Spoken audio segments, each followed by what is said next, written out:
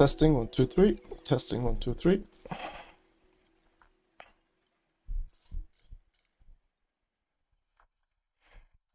This is annoying.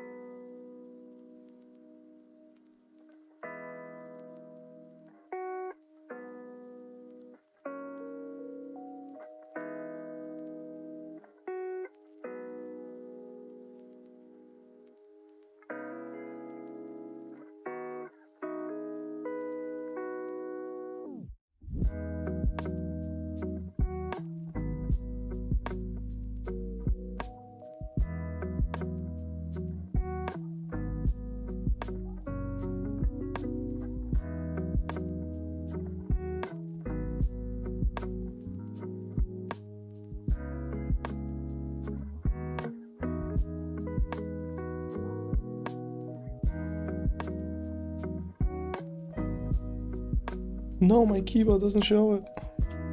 There we go.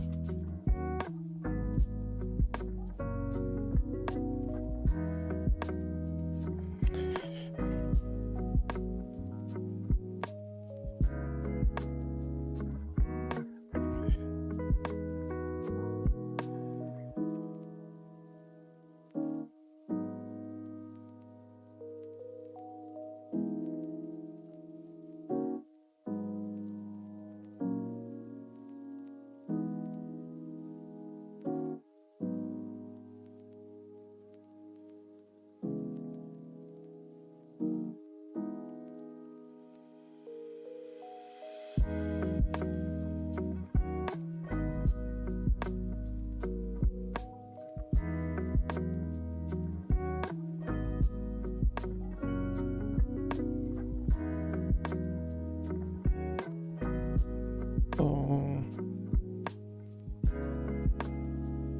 Yeah.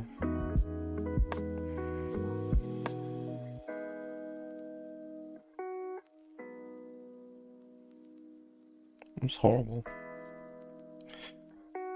Alt plus.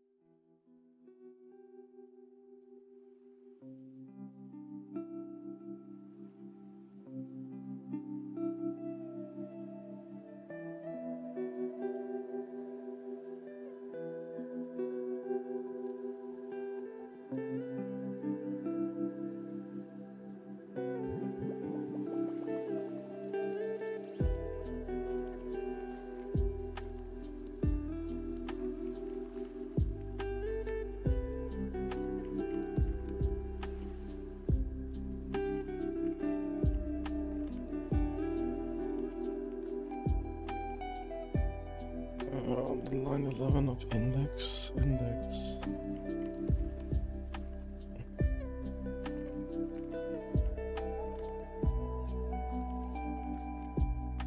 Title.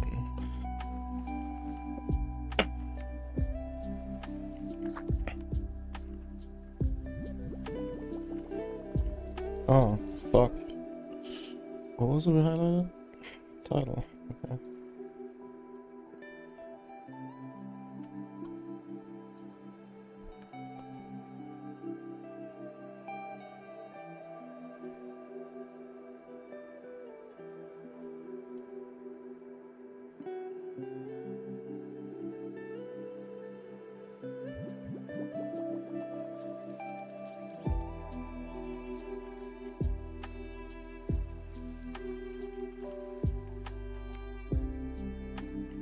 Multiple classes.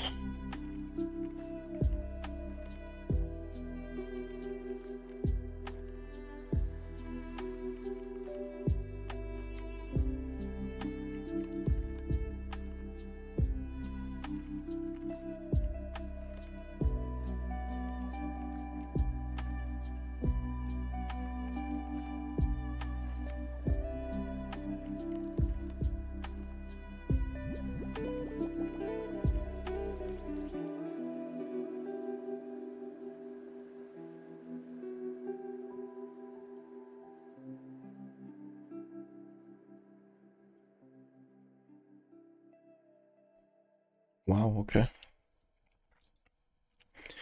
11. Add a second class name uppercase.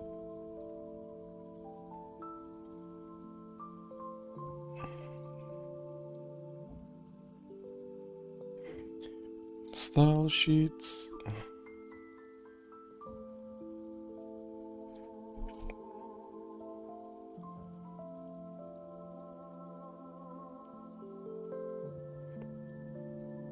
What did they do up there? They made two selectors, okay.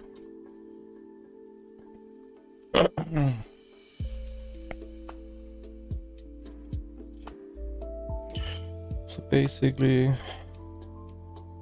we're making the title all uppercase. Smart.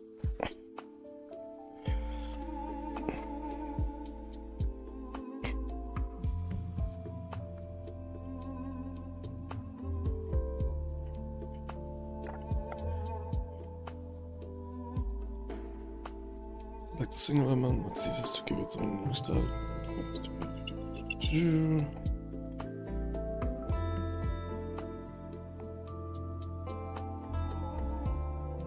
ID.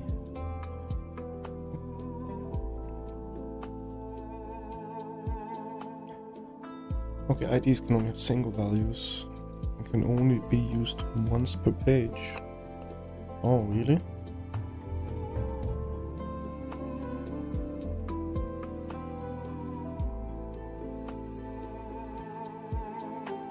Because IDs, we do that instead of dots. Okay, gotcha.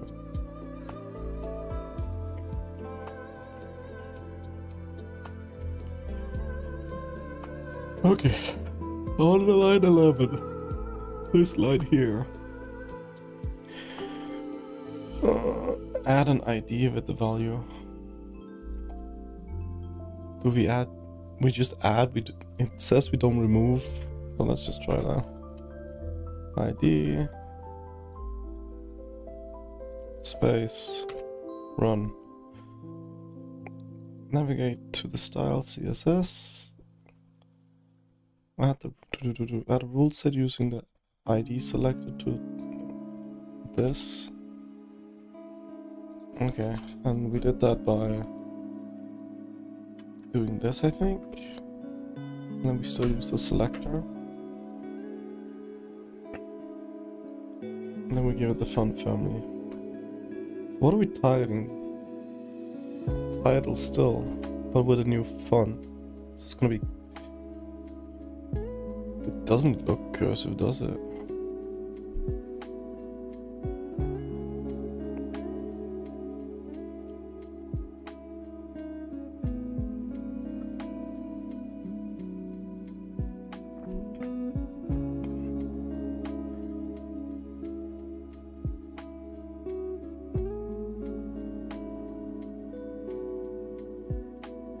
Attributes to add extra detail, functionality, some fun, blah blah blah. Some attributes. Okay, we know this, but there are many more, including class and ID. Gotcha. Attribute selector could be used to target HTML elements that already contain attributes. Elements of the same type can be targeted differently by their attribute or attribute value. This alleviates the need to add new code, like the class or ID attributes. I'm not sure I fully understood what I actually read there. Attributes can be selected similarly to types, classes, and IDs. Oh shit, okay, so in CSS I can add these guys. Most basic syntax is an attribute surrounded by square brackets. So all elements with an href attribute set the color to. Oh, okay, so basically all links, or... Oh no, it gets more granular. And thereby adding type and or attribute values.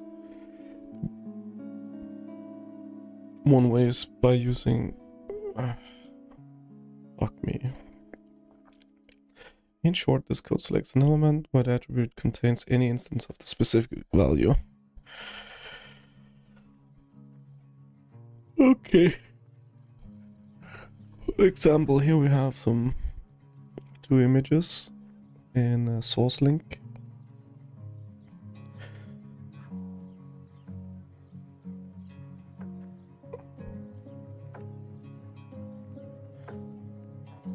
So here we...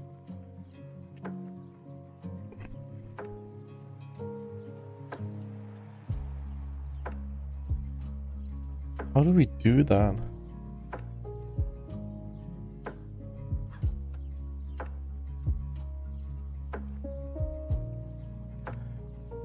How does it know that it targets summer by just writing summer? Feels insane.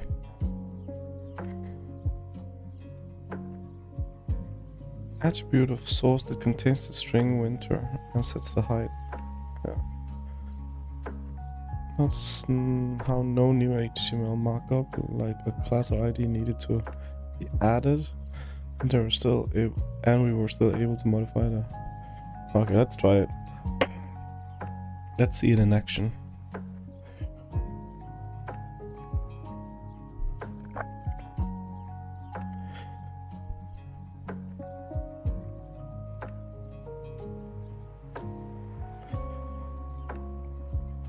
Ah, shit. Okay, first let's copy this. Wait, what? To use the attribute selector to select the...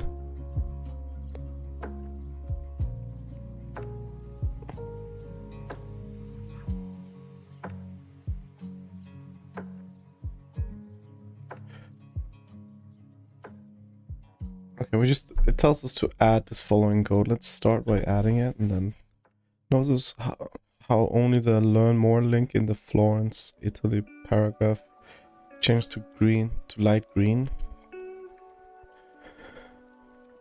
Florence. And maybe this link here. So we targeted Florence.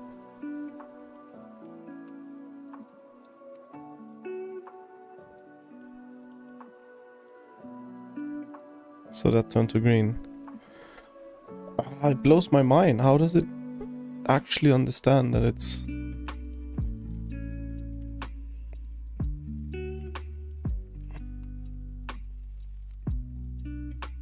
Why is it A?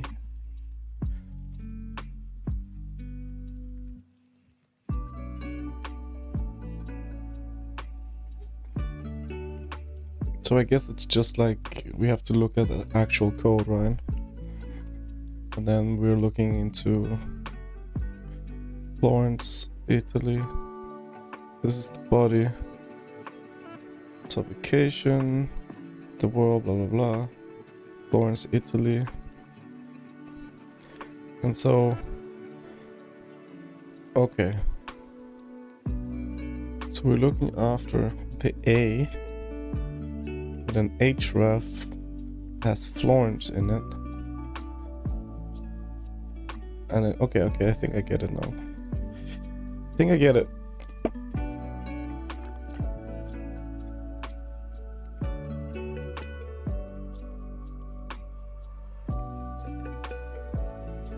So I think we can do this by simply making another copy, right? But this time we'll change this to by Jin and give it a light blue color instead. Where's by Jin? So this one needs to be light blue. And it turned light blue. Okay, we got it. We understand.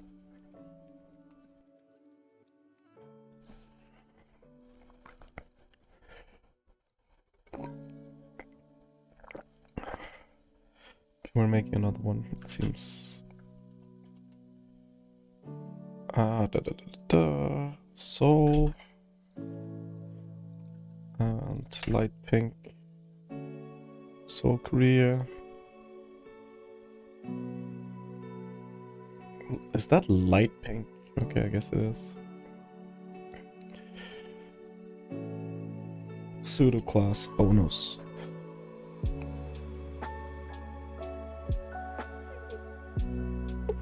Click on an input element and a blue border is added showing that it's in focus. When you click... Wait, what? Oh yeah, so things can change, be in different state after certain user interaction. For instance, when you click on something, when you click on that, or when you're filling out a form and the submit button is grayed out and disabled, but when all the fields have been activated, yeah, there's certain interactions. These all examples of pseudo-class selectors in action. In fact, focus, visited, disabled, and active are all pseudo-classes. Gotcha. Pseudo-class can be attached to any selector. It is always written as a colon, followed by a name. For example, p hover. The above, when the mouse hover over the paragraph element, paragraph will have a lime colored background. Oh shit, okay.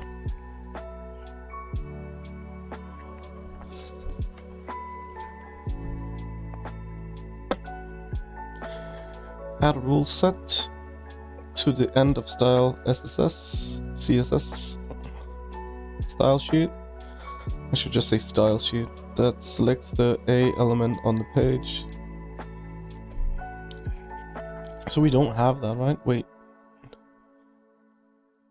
It just targets the A element. So isn't that just A?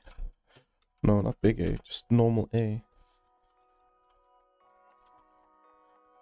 Normal A, right? So if you run, that's correct. And what was the example here? Wait, what? Oh, gotcha. So we just simply do this one here. So something should happen when we hover. And basically what we're telling it to do is when we hover over links, it should be dark orange. Oh yeah, they are in fact dark orange.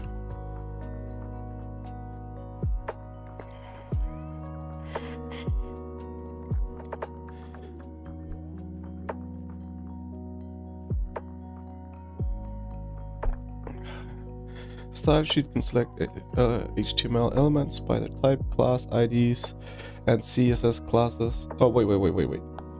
Style sheet can select HTML elements by their type, class, and ID.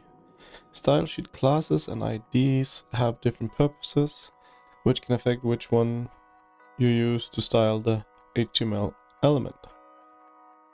Style sheet classes are meant to be reused over many elements. By writing these classes, you can style elements in a variety of ways by mixing classes. For instance, imagine having a page with two headlines. One headline needs to be bold and blue, and others needs to be bold and green. Instead of writing separate style sheet rules for each headline that repeat each other's code, it's better to write a.bold style sheet rule and a green style sheet, blah blah blah. Okay, I think we get that. IDs are meant to be okay. This is a good rule of thumb. I feel like class is meant to be used a lot. ID is meant to be used only once, and we will learn something in the next exercise. IDs override the styles of types and classes. Since IDs override these styles, they should be used sparingly and only on elements that need to always appear the same. Gotcha. Okay. To demonstrate using classes and multiple elements, let's give a few elements the same style. In the index, there are 4 H2 elements. Give each of them a class of heading background. Really? So let's find H2 elements. There's a 1 here. There's an H2 here. Oh wait, what?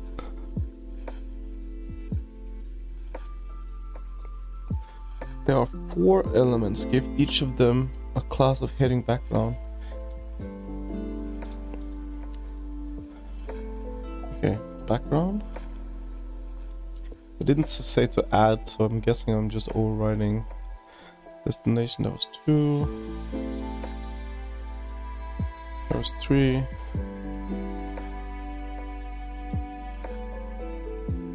Wait, what?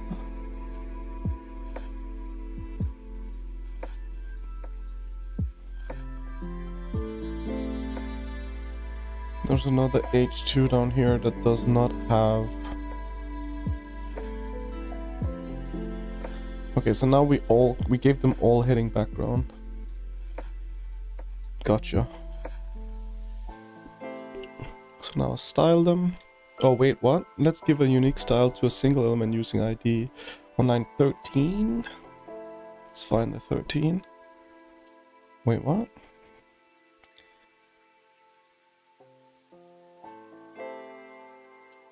Okay. Publishing time, gotcha.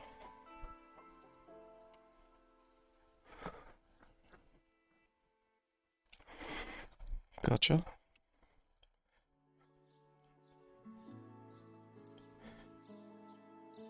Okay, so we begin first. Like, I just keep going down. I have no structure, but I think this is the right thing to do. So when it was a... Let me do a dot, right? Oh, that's not a dot. That's a dot. Heading background. Make selector. And we give it the background color aqua. So what are we actually doing here? There's all these, let's try. Oh, nice. Nice.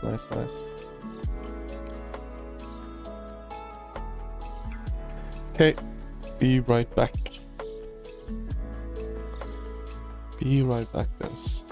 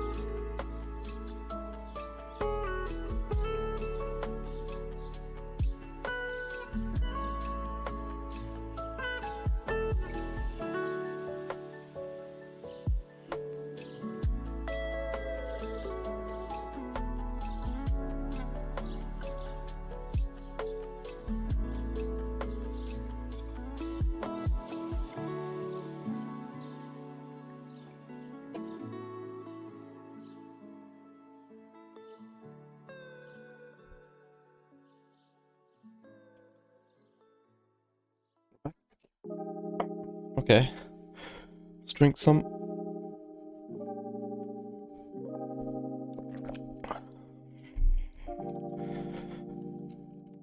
Okay, so we're making the fuck, I'm actually cold. Warm. No, I'm cold.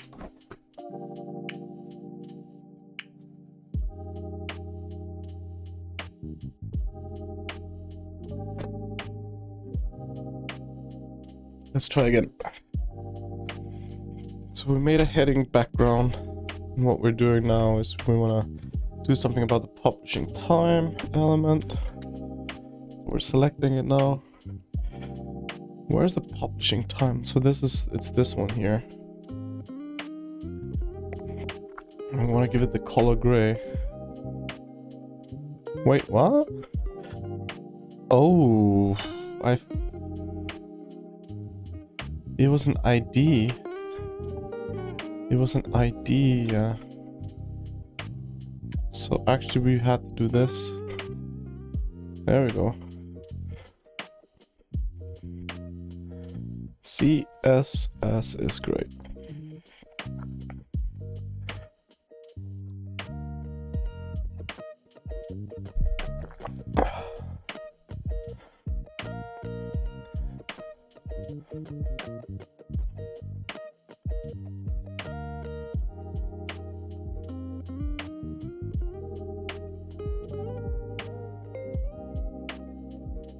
Okay. Consider the following HTML. Headline, breaking news. Fuck, I need to blow my nose again. Sorry, guys.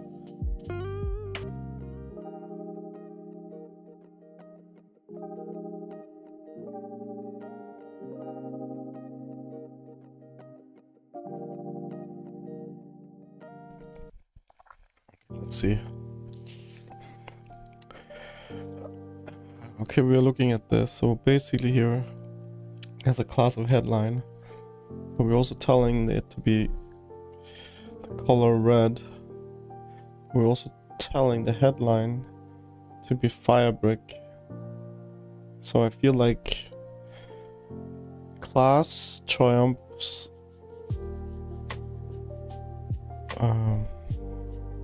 H1.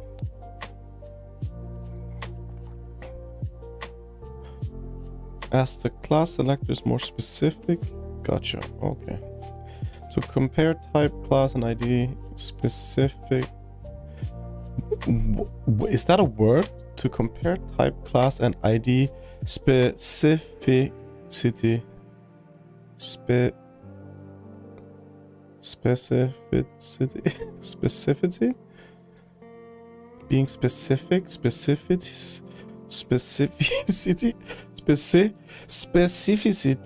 Specificity. That cannot be a fucking word. Really? I have to Google this.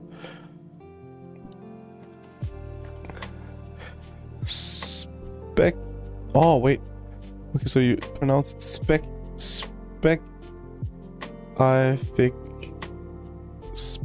wait, what? The quality or condition of being specific.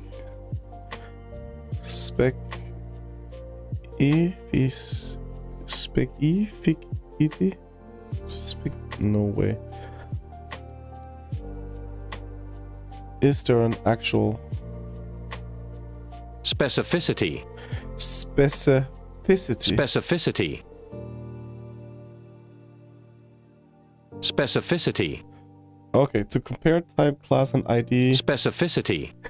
To compare type, class, and ID. Specificity. Specificity. Specificity. Specificity.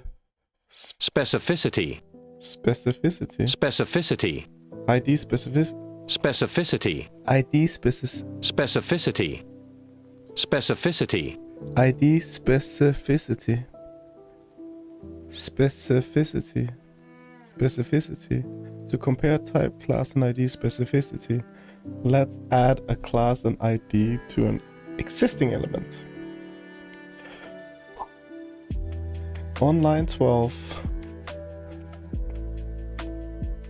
we see an H5 element, the author's name.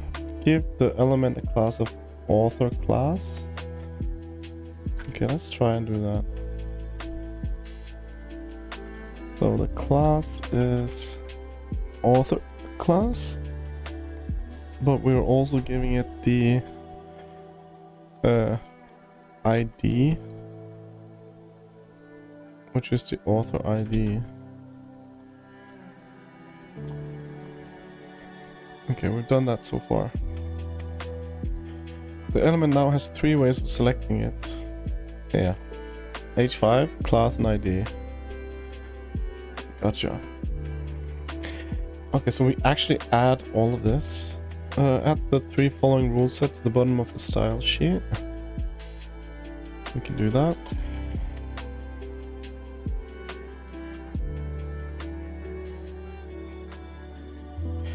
Each of these rules selects the same element in a different way. Which style will win? The specificity. The specificity war. Click run to find out. Okay, so it's light blue, cornflower blue. So because the ID triumphs class, the triumphs H5, I guess. That's the takeaway.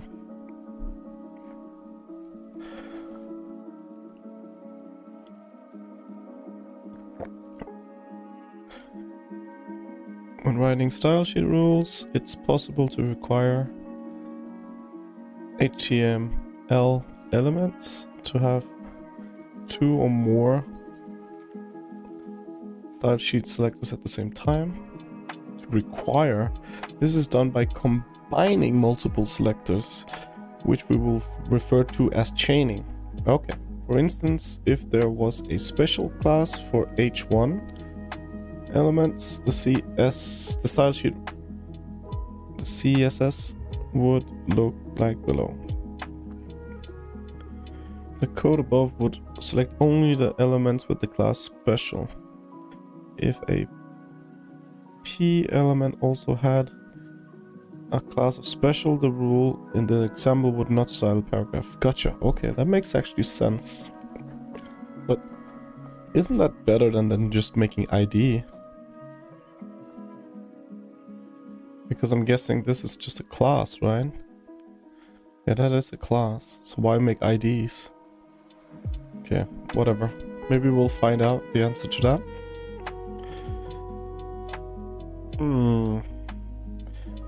Let's use chaining to select only H2 element with destinations and add style to them. Gotcha. So in styles, write a selector for H2 element with class of destination. We don't, I feel like element should be up here. Let's try and make it here, dot, and then let's copy this just to make sure we don't spell it wrong. We make the selector and we give it the font family Tahoma. This will change the font of the class destination. The last H2 element, more destination, will remain unchanged. Okay, let's try. So what are we seeing? I guess just text. I have to go into the, because I actually can't notice a difference. So let's check the H2 elements that have destination. Okay, so a lot of them have that. Gotcha.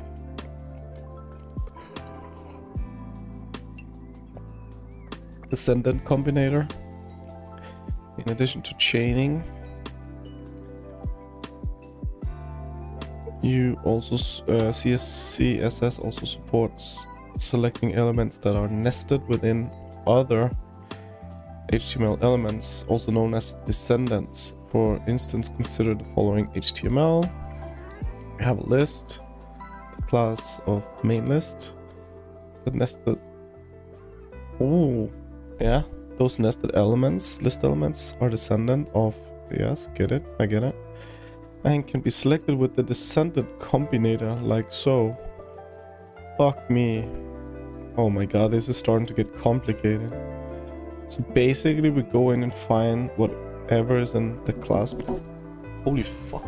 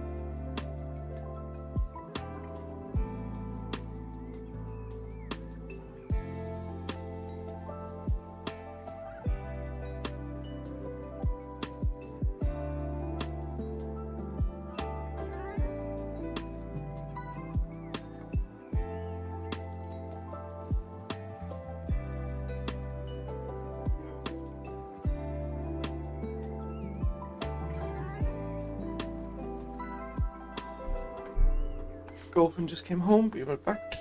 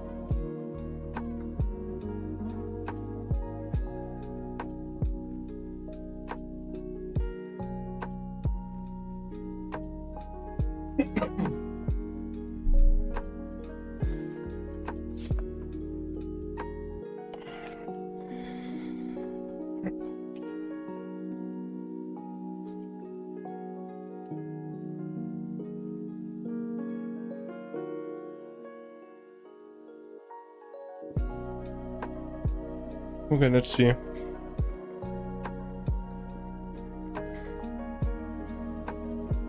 So what were we doing? We're figuring out that we could target list elements.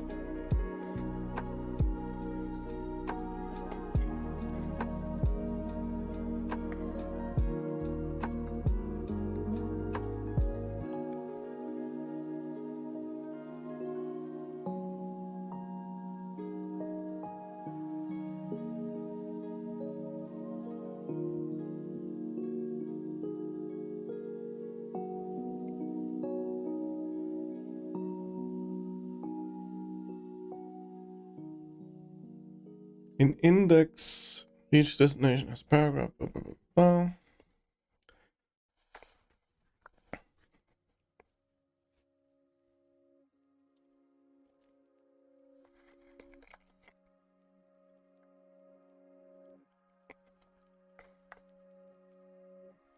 I'm almost done. There we go.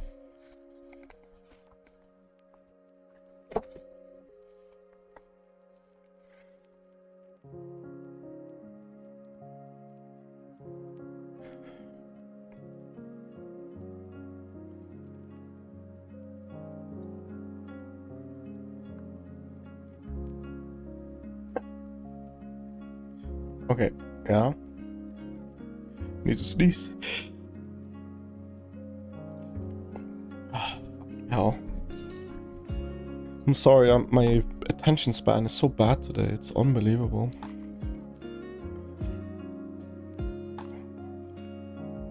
Each destination has a paragraph. So, I guess this is the destination. Apologies. This is the paragraph. And inside these is an nested within these is a 5 element with the text top attractions. Let's see. Yeah, we found it. Okay.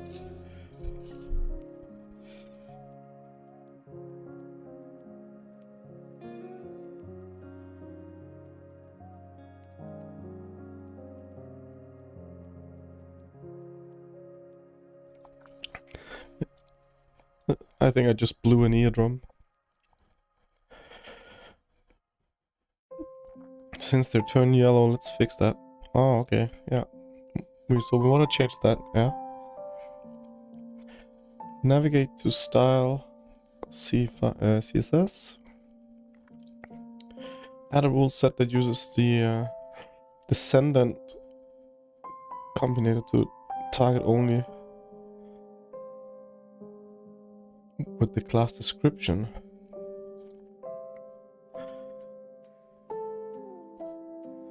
I just want to make sure again, like,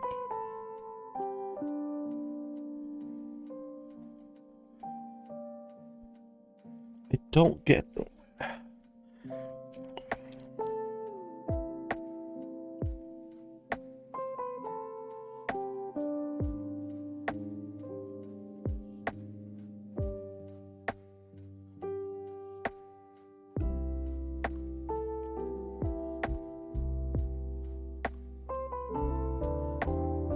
Okay.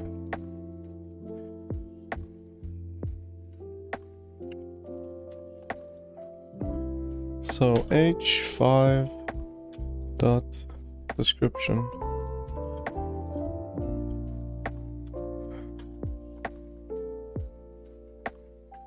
Wait, what's the difference? Oh, no. So that's not actually what they want us to do.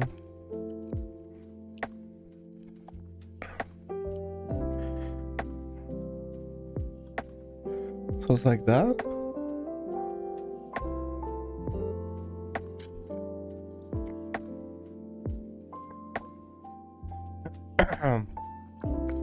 Fuck, I don't even understand this. Like, what is it?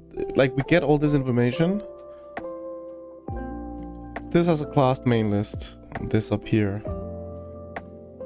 But what I don't understand is, if we look at the index,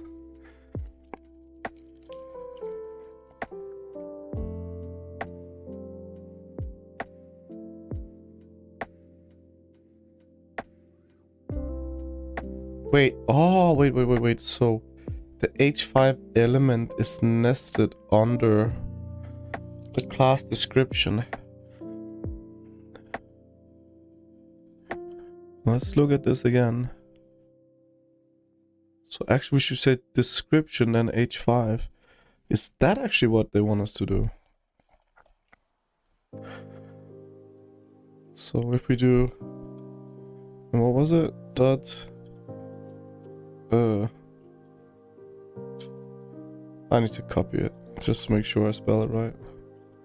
Description and then space H5. Is that what we want to do?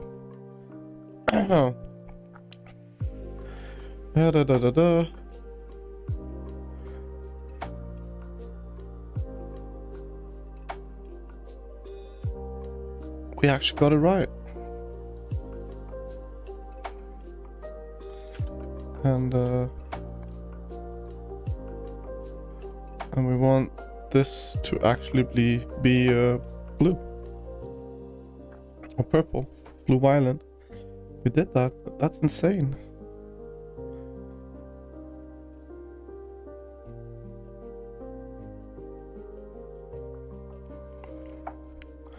I feel like there's so many ways to do this, and I don't know what the right way is. Like when to use what.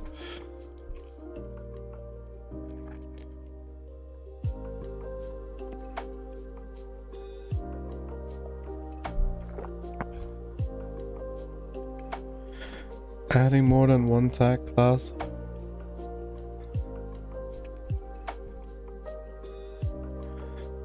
Yeah, let's look at the following.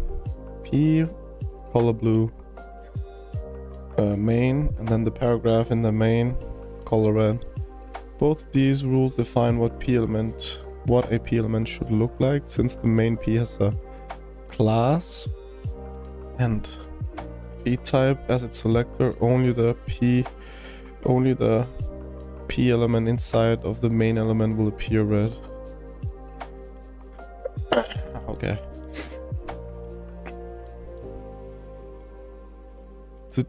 To show how specificity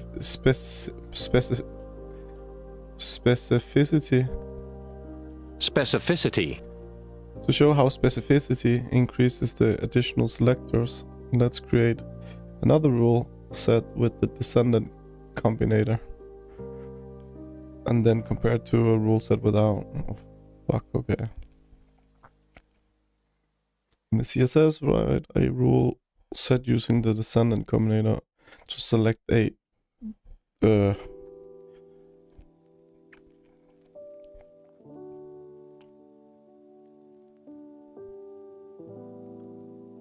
are in styles.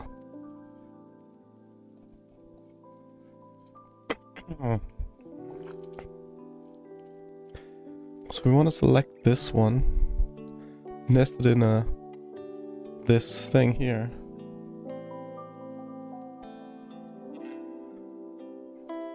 So what if we just did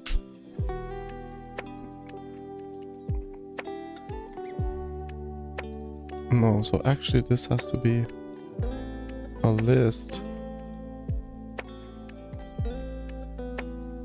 Do we then say list like that? Space H4? Is that what we're doing?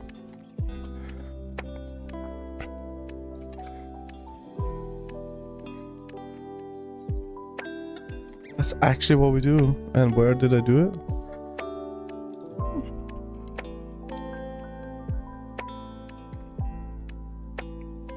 That's pretty sick.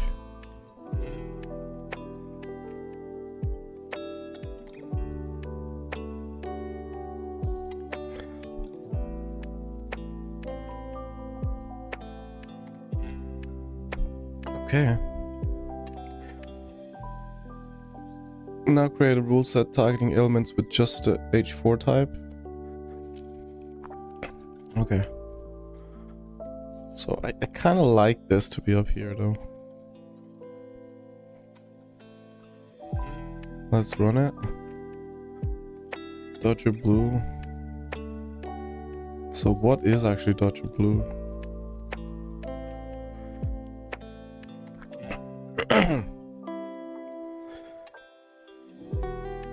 Okay, we get this, the whole specificity.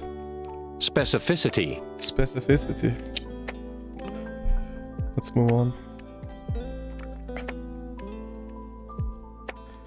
Multiple selectors. In order to make the style sheet more concise, it's possible to add styles to the multiple CSS selectors all at once. This prevents writing repetitive code. For instance, the following code has repetitive style attributes. Okay, let's check this out. So Georgia font family for all the H1s. But then like we'll look at the menu classes and they have the same font family. Instead of writing font family Georgia twice, two selectors, we can separate the selectors by a comma to apply the same style to both. Oh, okay. Okay, gotcha. By separating them with a comma, both of the will receive the same styling. Gotcha. Okay. Getting style sheet. Alright, the selectors for the H5, and do I already have that actually? We have H5 here.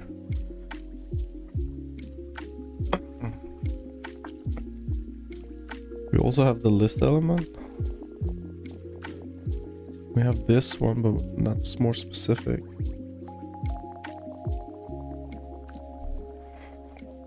So we basically just do H5 comma lists.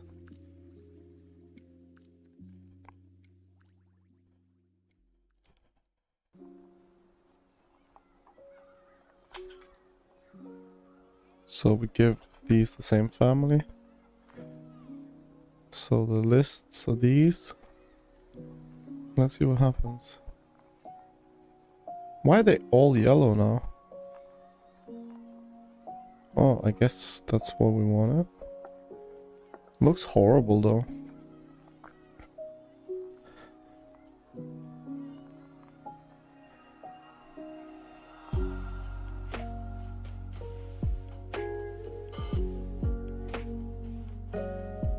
We learned some stuff. Let's check it out. CSS can select HTML elements by type, class, ID, and attributes. All elements can be selected using universal selectors. An element can have different states using the pseudo class selector. Multiple CSS classes can be applied to one HTML element. Classes can be reusable, while IDs can only be used once. IDs are more specific than classes, and classes are more specific than type. That means IDs will override any styles from a class, and classes will override any styles from a type selector. Multiple selectors can be chained together to select an element. This raises the specificity. This raises the specificity, but can be necessary. Nested elements can be selected by separating selectors with a space. Nested elements can be selected by separating selectors with a space. Multiple unrelated selectors can receive the same styles by separating the selected names with commas. Okay.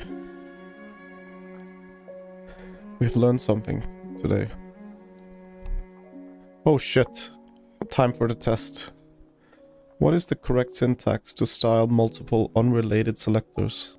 Multiple unrelated selectors. Multiple unrelated selectors.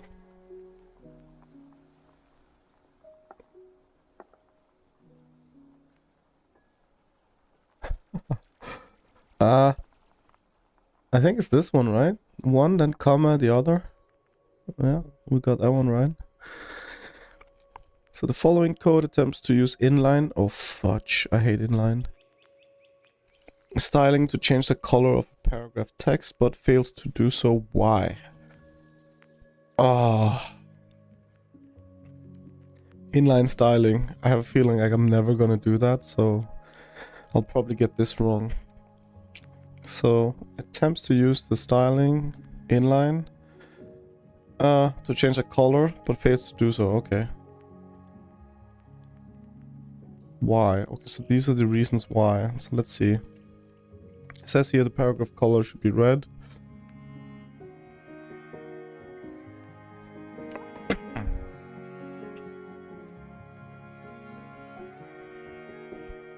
Ah, it's this one here. That is the reason. It should change to style and the attribute is invalid. No. The color red should be set to red instead. The value of the color attribute must be changed to style.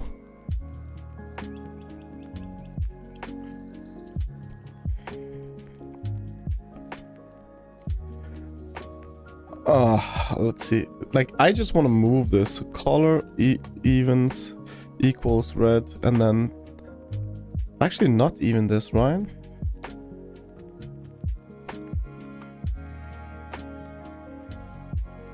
Like, it's definitely not this one. It doesn't matter what we write here, capital, no capital.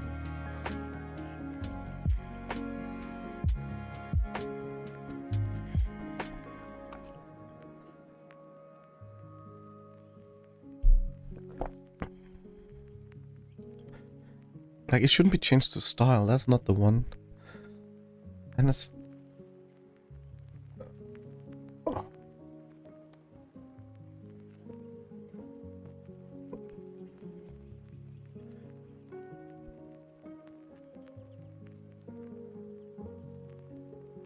Oh, wait.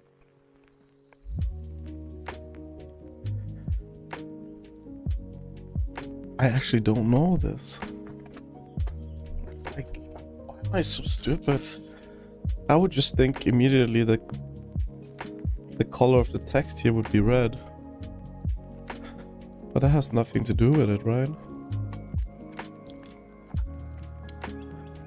And then set equal to color red.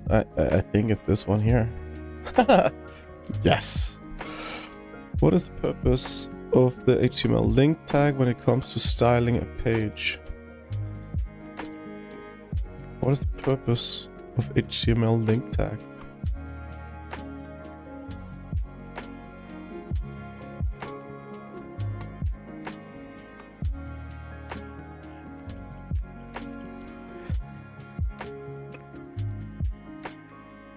Oh, to link a specific... Yeah, that's this one. Oh, we're so good. What is the most specific selector in the code below? The most specific one, I guess, is the... It's the ID, right? Although this is pretty specific. Ah! We should have taken the ID.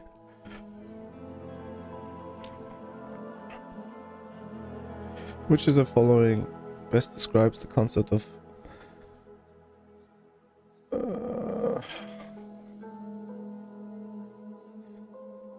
Specificity. Specificity refers to how the script you write, how browser decides which styles to display when there are multiple styles to find it. Yeah.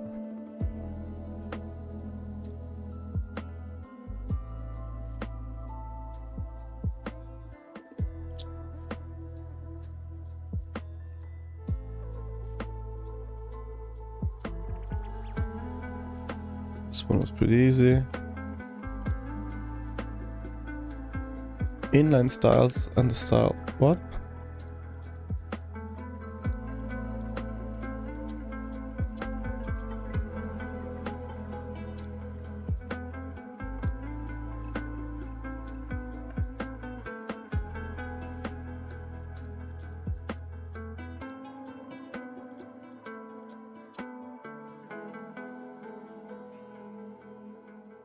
Ah, god damn it. I'm warm again. Fucking hell. I hate being sick.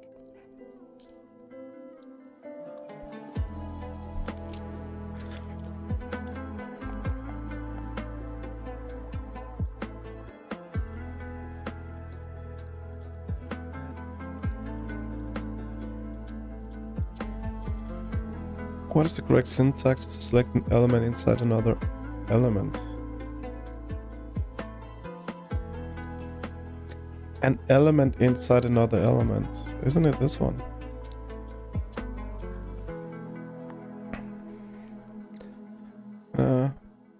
Head style.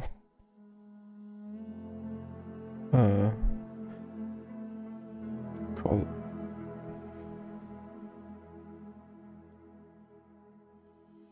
Why does it fail to do so? There's something wrong with this code here.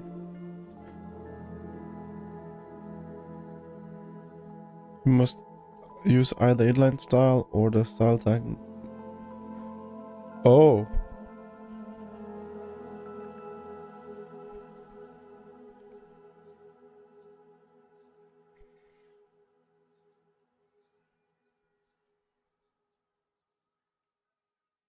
I don't think it's this one.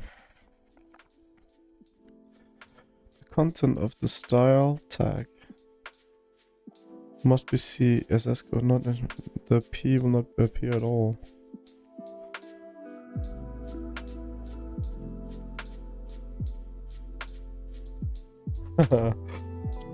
Nice. What does the style HTML tag allow?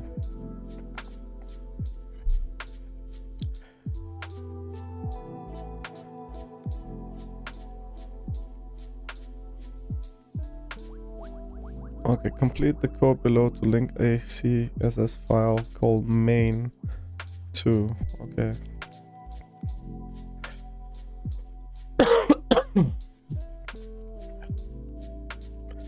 Link.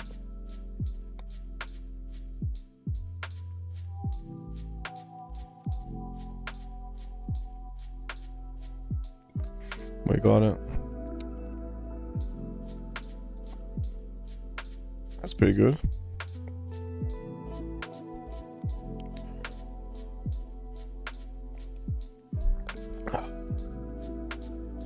That only took us 1 hour with breaks. I'm gonna peel an orange now, guys.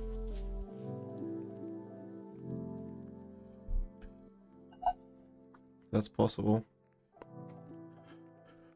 Purpose of CSS is to add style to a web page, and each element on the page can have many style properties. Some of the basic properties relate to the size, style, and the color of the element. In this lesson, you will learn the fundamental CSS visual rules that you can use to start styling web page elements. Reading is so hard. I used to be good at reading, like really good at reading, but now I'm just like butchering it all the time. Okay, so let's see. Explore the code to the right. Think about how it relates to the web page on the right side of the browser. Okay. Okay, let's do that actually. Let's actually do what they say. So we have an HTML document. In the head, there is a title, The Rise of Soccer in the US. Then there is a link to the style sheet. And that's the end of the head. And then we have a body where all the content is in.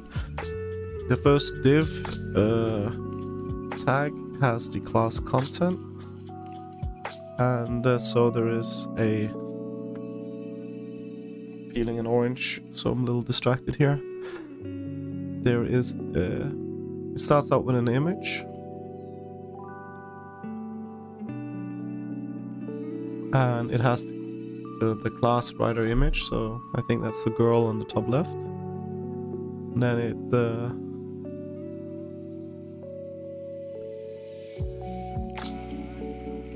and then there is an H3 class byline.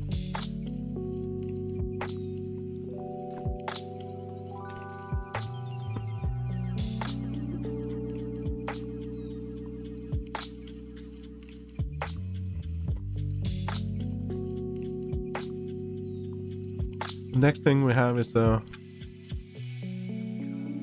the rise of soccer in the US is changing the face of youth sports. I wonder how they got all the spaces in between.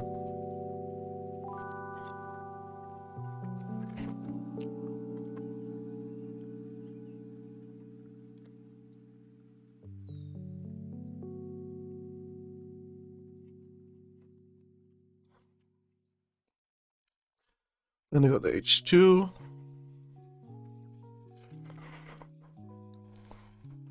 And then they got a paragraph.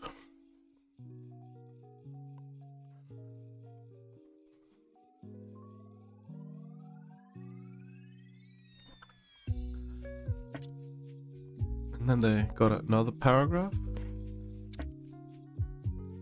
And then now a third paragraph. Then they have, that's the end of the div. So all of that was in the same one.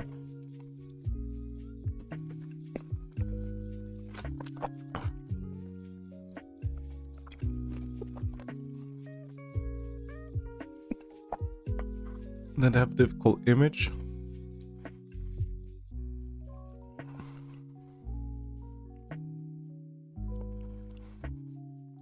It's kind of funny. There's no link to the image. How's that done?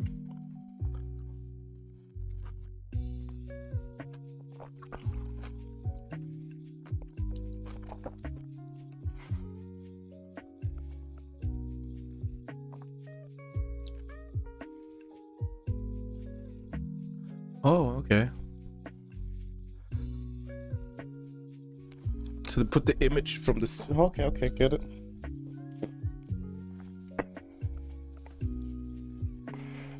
This is sick though. This is really nice.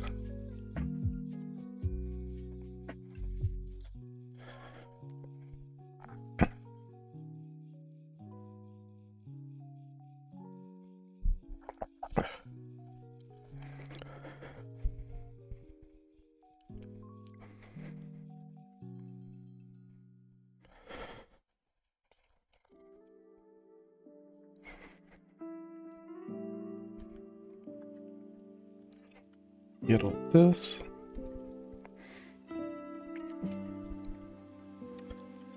Web safe fonts are a group of fonts supported across most browsers. In style, set the font family of the main heading, H1 and subheading H2 to Georgia.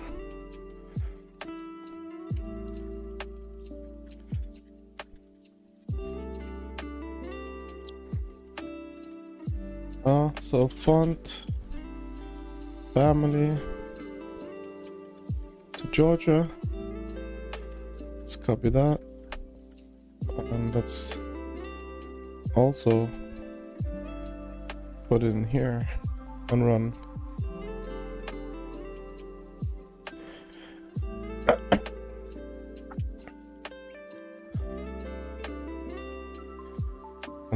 the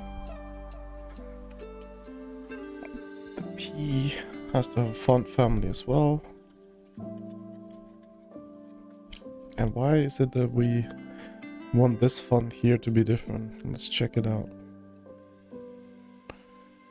Honestly, I'm so bad I can barely see the difference. Maybe it does look better.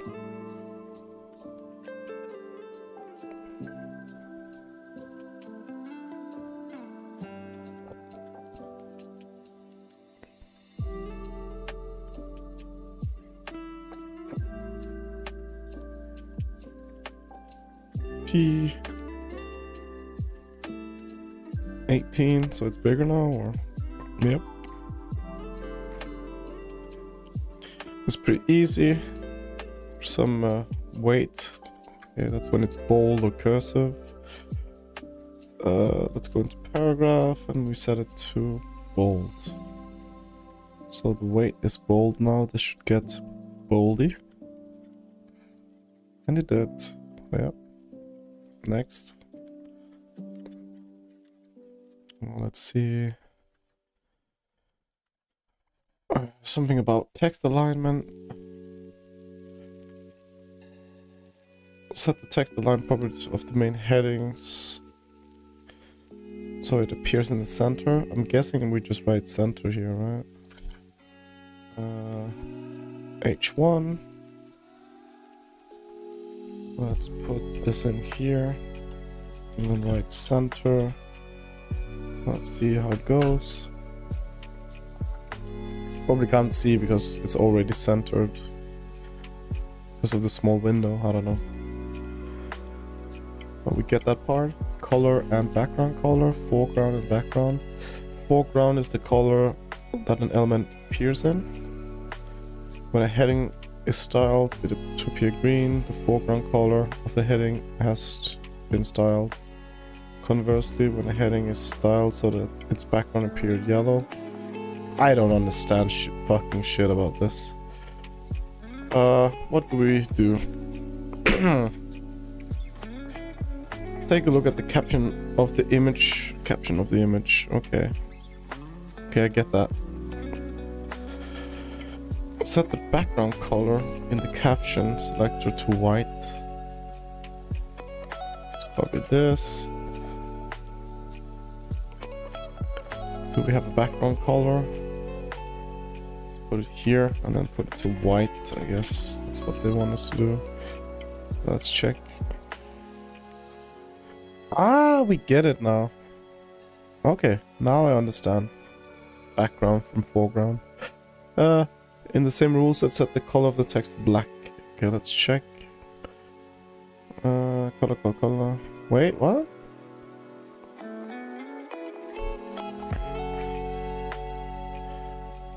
There's no color, so I just added. I guess. So we just put that to black, right? Well, that's black. Black. Let's check it out.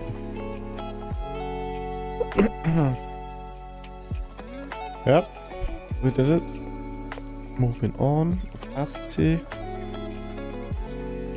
From 1 to 0, with 1 representing 100% of fully visible and opaque, and 0 representing 0%. Okay, got it. So let's give the caption of the image some transparency. This caption here, I guess. Or let's find caption first. This is the caption. And then 275. Let's add it down here. 75.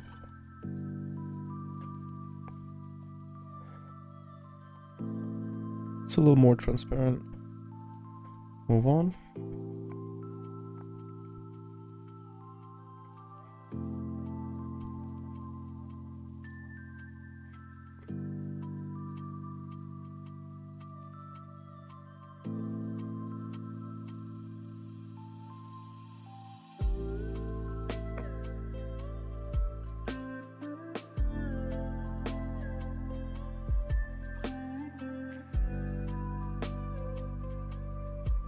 Oh, let's see.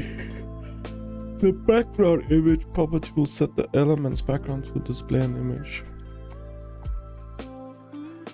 Okay. Let's find the image. We have it here.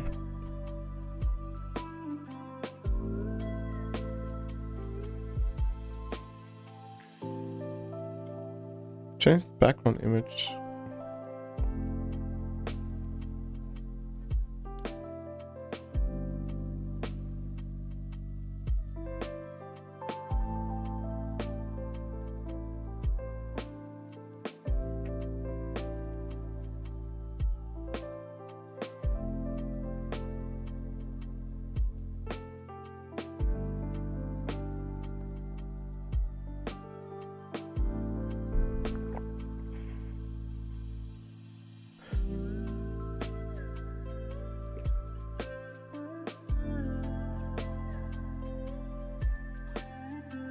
Okay.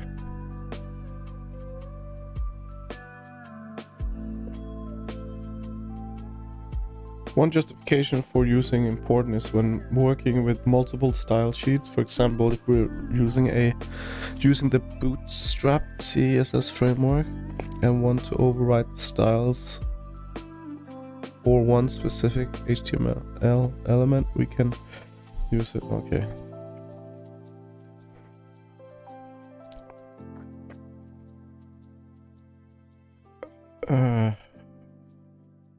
But you don't like how it's turning the color of yellow in the style.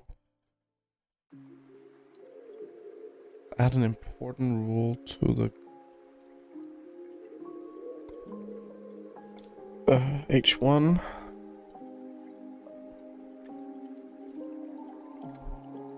Is it just like that? And of course end with this.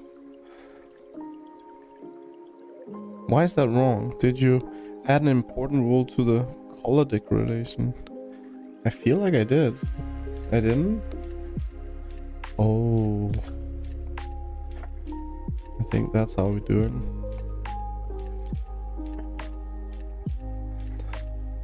Okay. Bootstrap. Gotcha.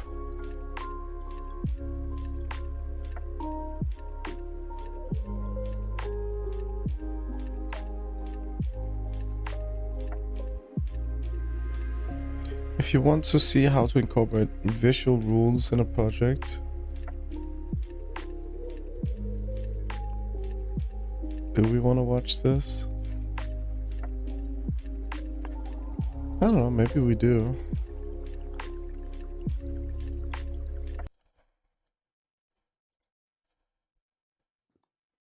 Hey everyone, I'm Aubrey, a Codecademy coach 20 minutes based out of Colorado.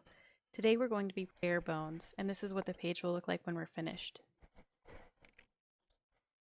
Before getting started, I want to go over the key concepts we'll cover, which are CSS declarations and rules, and using CSS properties to change the look of our sites. By the end of the video, you should be able to create CSS declarations, construct CSS rules, change the styling of text using multiple CSS properties, apply foreground and background color to elements, adjust the opacity of an element, Visual Studio Code as my editor. And in the editor, you can see our navigation element with links and our main element with our heading, our paragraph, and our anchor link wrapping an image. And now let's get started. I want to go over some CSS structures first, including how to create a CSS declaration. The image already. I actually don't think I'll learn anything from this. So, let's remove that. Move on.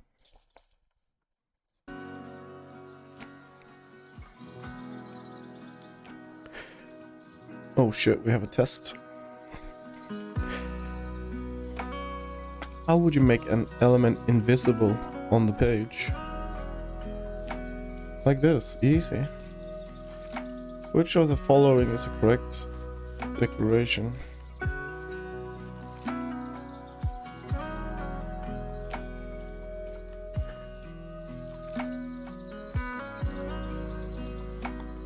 How thin or thick?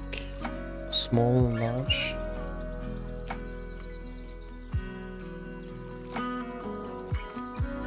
What will the color of the links be after applying? Let's see. Blue. What? Oh, fudge! Stupid fucking important tag.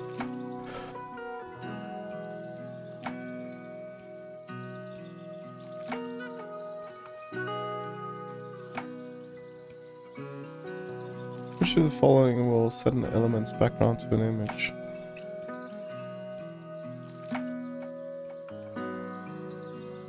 This one. Why? I need to use Earl? What if it's on locally? Am I actually fucking this up?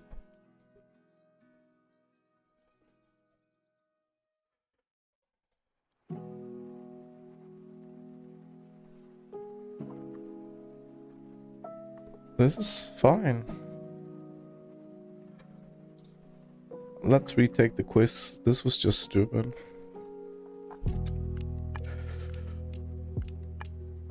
Next. Next. Next. Red. Next.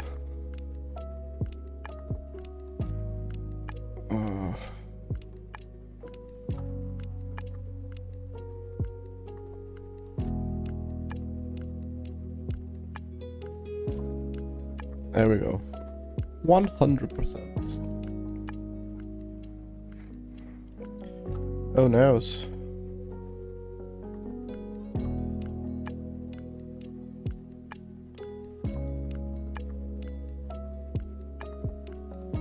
What's this?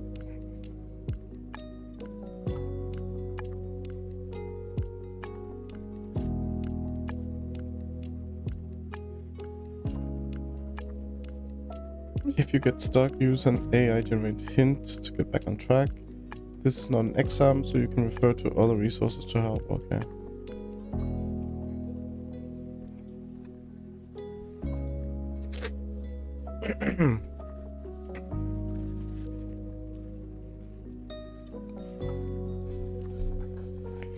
I need to blow my nose again.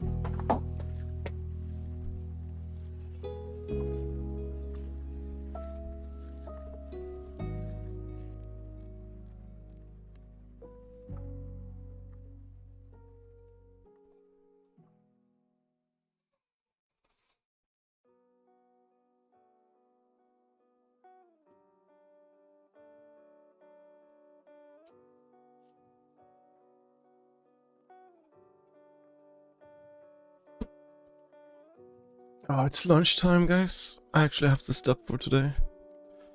So